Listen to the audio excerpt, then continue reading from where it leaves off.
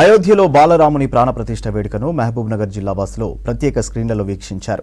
ప్రాణప్రతిష్ఠ మహాఘట్టాన్ని కనులారా వీక్షించడం కోసం మహిళలు పెద్ద ఎత్తున తరలివచ్చారు. శతాబ్దాల స్వప్నం నెరవేరడంతో సంతోషం వ్యక్తం చేశారు. అయోధ్య రామ మందిరం ప్రాణప్రతిష్ఠ సందర్భంగా జిల్లా వ్యాప్తంగా హోమాలు, యజ్ఞ యాగాదులతో విశేష పూజలు చేశారు. ఇందుకు సంబంధించి మరిన్ని డీటెయిల్స్ బాలకృష్ణ అందిస్తారు. అయోధ్యలో బాలరాముని ప్రాణప్రతిష్ఠ కార్యక్రమం తర్వాత ఒక సరికొత్త అధ్యాయం లిఖించబడింది. ఆ సుందర దృశ్యాలని జనమంతా కూడా కళ్ళారా వీక్షించారు.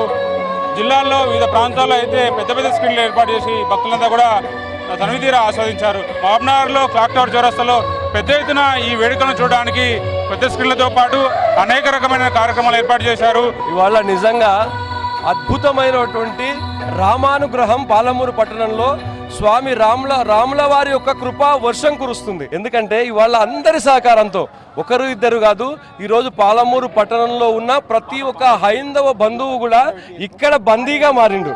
రాముడికి, రామనామానికి, రామచరితానికి, రామ శబ్దానికి ఇవాళ ప్రాణ ప్రతిష్ఠ జరిగింది కదా. పాలమూరు పట్టణంలో కూడా ప్రతి హైందవుడి గుండెలో రాముల వారి ప్రతిష్ఠ జరిగింది. ఇలాంటి గొప్ప కార్యక్రమం చేసుకోవడం మాకు పూర్వజన్మ సుకృతంగా భావిస్తున్నాం.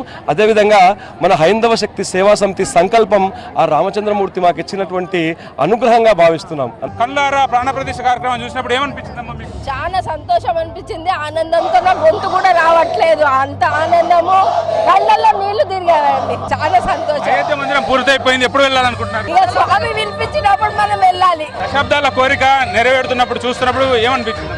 చాలా మనసు చాలా సంతోషంగా పులకరిస్తుంది అనమాట. చెప్పలేని ఆనందం కలుగుతుంది.